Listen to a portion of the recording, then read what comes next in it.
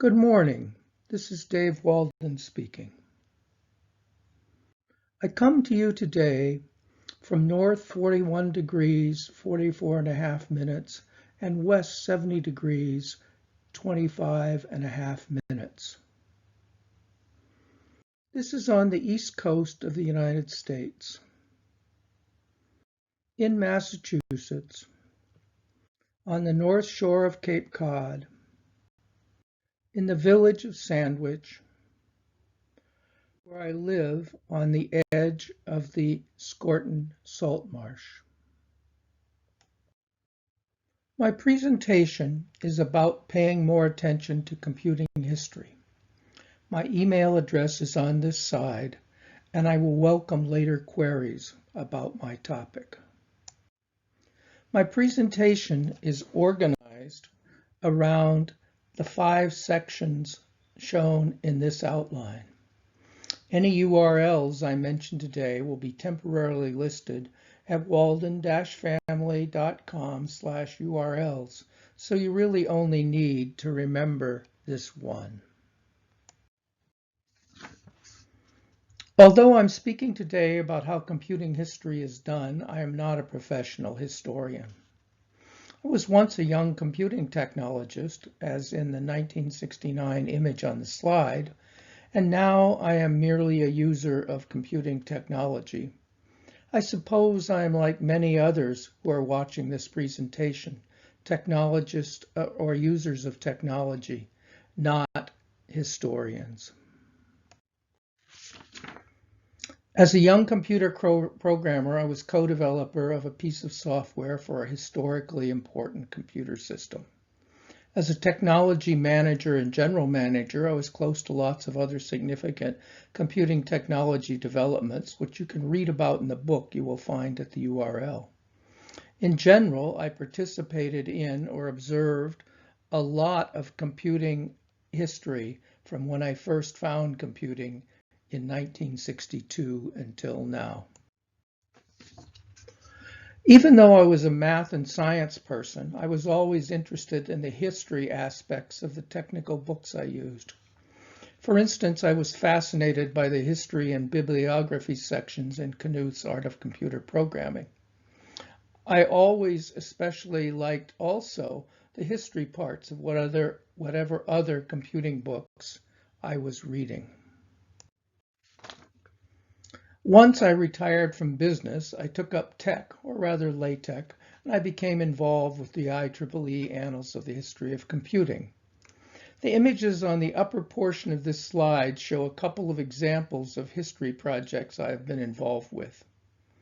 More recently, I was involved with Barbara and Carl in writing a history of tech and the tech community for the IEEE Annals of the History of Computing. Over the past 15 or 20 years that I have been involved with researching computing history, I have become acquainted with a number of professional, often academic historians. I have learned something about what they typically do, and I have come to believe that the professional historians might use some help from non-professionals like most of us. For section 2, I will speak briefly about each of the points in this table. Things have been changing fast in the decades since the 1940s and 1950s. Several generations of computer technologists and technologies have gone on, and their pioneers have died or are getting pretty old. Many of the most important computing pioneers have been interviewed and sent their papers to archives, such as the Charles Babbage Institute, the Computer History Museum, or their university archive. But there are other major computing pioneers and many, many lesser computing pioneers whose histories need to be captured now. We also need the artifacts of their developments, hardware diagrams, program listings, project plan, company plans, and so on. On the left of the slide is an annual report from the Aldis Corporation. All but one of the Aldis annual reports are in the archive of the Computer History Museum. On the right is an archive that was created as part of researching a recent paper on the history of the Interleaf company. Computing historians do a lot of interviewing and sometimes of people involved in relatively recent history, but there are many more people who might be interviewed or who might be encouraged to write their memoirs. Computing historians tend to work on history that is at least 15 years old. It is not history unless it is sufficiently in the past, and thus professional historians often won't be involved in what's happening now and won't be collecting it as it happens. Recent computing history tends to be the domain of writers of books and articles working in a more journalistic style, such as those shown in the slide. The two books on the left of this slide were written about history that was quite recent when the books were written. Professional computing historians can be dismissive of such research or journalistic writing when it comes out, and later historians may consider it to be inferior to primary sources. The primary source material needs to be collected now, even if the historians are not collected. I believe that computing history is important, but not everyone agrees. To some extent, the computing history is looked upon by the academic world as not real history. Computing historians sometimes have a hard time getting jobs in actual academic history departments.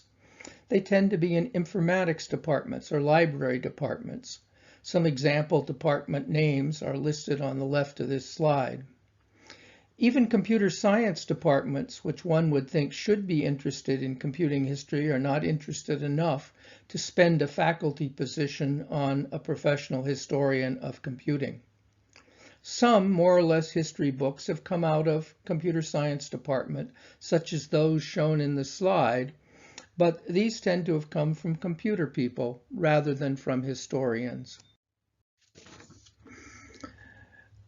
In addition to there not being sufficient belief in the importance of computing history in the academic world, various forces in the business world lead to vast swaths of computing history not being collected or collectible or written about.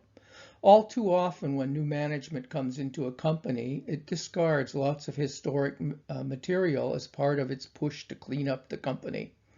Also, when a company is sold or a project ends or when a company goes out of business, the company's materials are often discarded.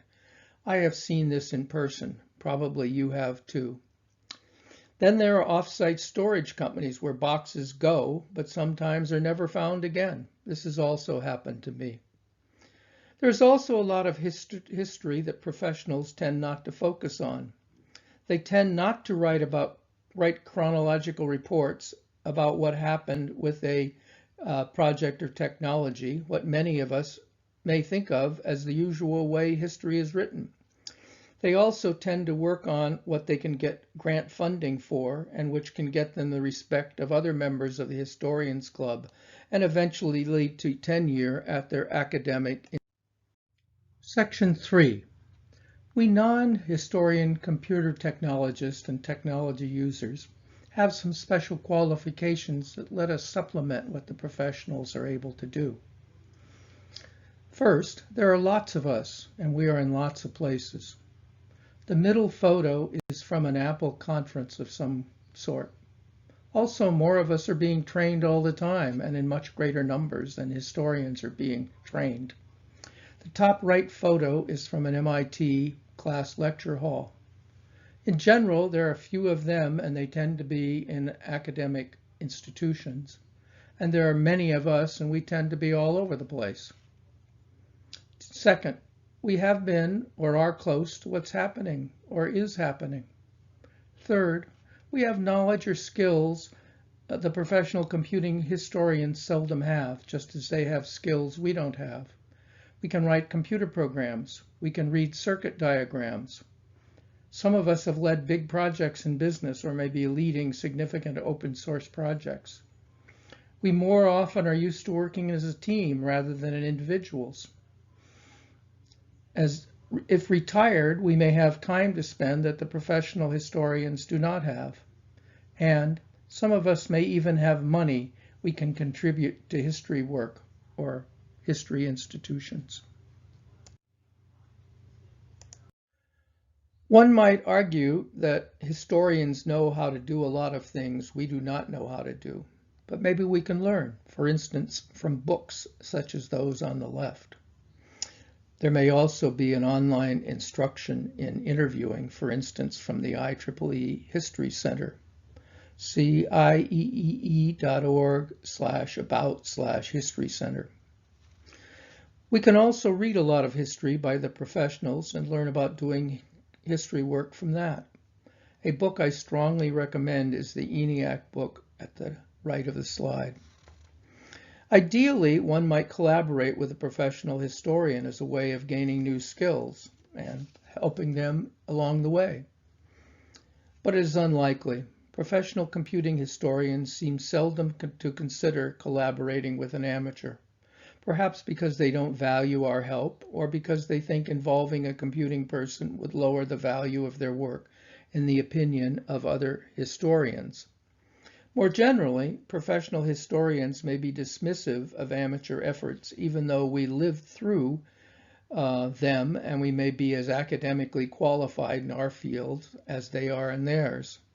They may value what we can tell them about what we saw, but not value our ability to properly interpret the history. Historians at museums and archives, such as those in the slide, may be more interested in the contributions of amateurs as well as providing service to amateurs. When a computer person wants to pass historical materials to a museum or archive, the person may be put in touch with an archivist who will be receptive but also enforce the organization's policies regarding ownership, copyright, and so on.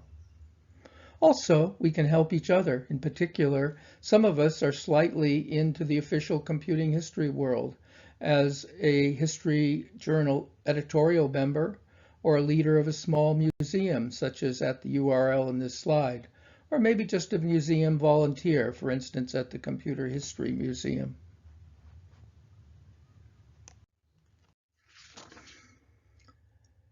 In the next few slides of section 4, I will give examples of the kinds of things people like us can do to help advance computing history work. We can create history content. For instance, we can interview people, even less major contributors to computing history. We can and we should write stories down rather than just telling them to each other on discussion lists. Alternatively, we can record memories with digital audio or digital video. We can create a website and post things on it. The slide shows the home page of Tom Van Vleck's wonderful multicians.org website. Spend some time looking around at it if you don't know it already. It includes a discussion of how to maintain a history website. If you do create a website, think about inheritance planning for your website and the valuable history material you collect.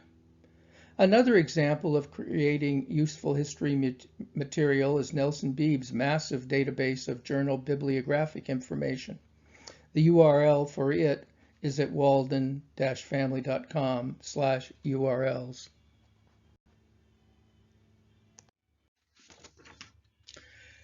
We can save or organize historical content to which we have access. Save your papers and find a place to send them, or at least scan them and send the scan someplace to some archive. Post scans of your papers or stories you write on the web in an organized way.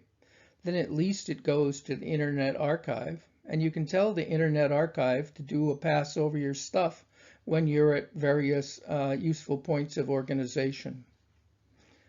You can grab stuff when a project or system is being shut down. Roger Roach on the left of the slide captured all the CTSS documentation and digitized it when MIT's CTSS system was shut down. You can grab stuff being thrown out. Jake Feinler was at the Network Information Center at Stanford Research Institute. When the activity was shut down, she took all the documentation the Nick had collected over years home to her garage. Eventually, she was able to give this extensive and valuable part of Internet history to the Computer History Museum, where she then spent time organizing the material for the use of future researchers. We can publish historical content more or less formally. Send stories to Tugboat, or the Annals of the History of Computing, or run one of many other stable journals. Self-publish monographs. The one on the left was done for the 50th anniversary of the CTSS system. Post your writings at the Engineering, Technology, and History Wiki, whose homepage is shown at the right of the slide. Its URL is ethhw.org. Go look at it. They want reports from all sorts of people who worked in technology fields. We can self-publish our memoirs. For example, see the Ornstein memoir listed at the bottom right of the slide, which is freely available on the Computer History Museum website, and you can find its URL in my URL list.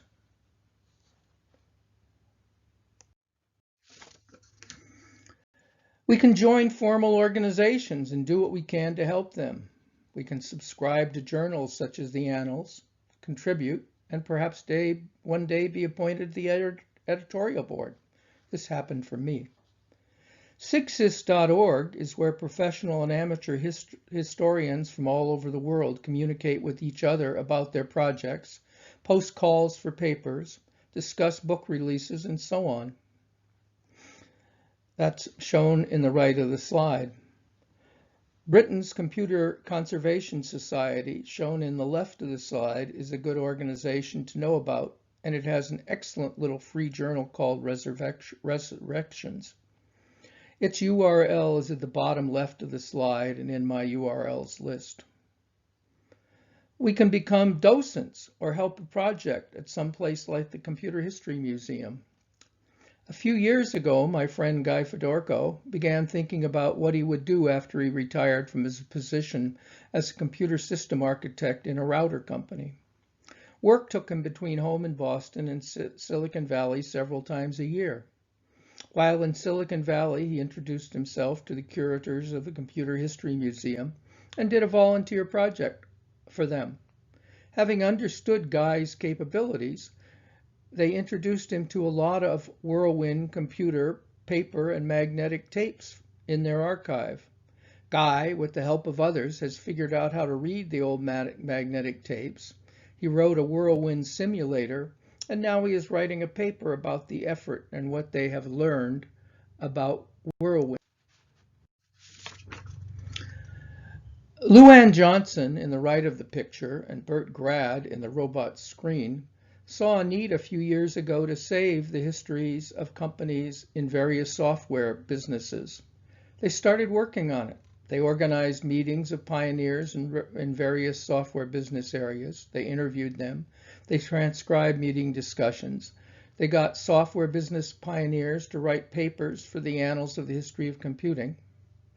Of course, they didn't do it alone. Over time, they developed a little organization.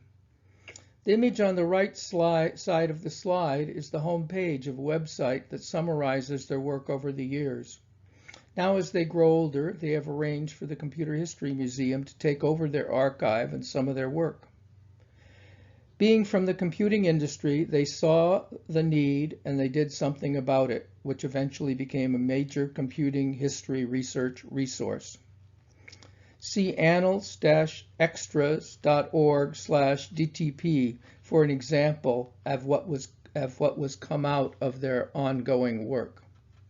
The third person on the slide is Len Shustek, who founded the Computer History Museum. Another example of an individual who is not a professional historian, but has had a major effect on the world of computing history. People like us can make a big contribution to capturing, organizing, and publicizing computing history.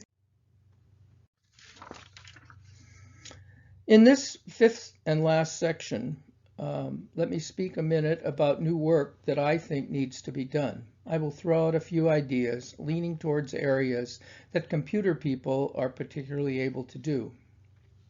There is a need for a list of computing history websites maintained by individuals. I think there is a need for better indexing of what's in the Internet Archive. Someone needs to be recording the month-by-month, year-by-year schedule of history meetings and conferences. Maybe this could be automated somehow, scraping data out of the Internet. What is happening in the maker world is insufficiently recorded in the computing history world. The same is true for the retro computing world. And for this group, specifically, I hope people will ask for and contribute more history to Tugboat and to the TUG conferences, which I hope will include more sessions and panels on typography-related history. Thank you for your time and attention.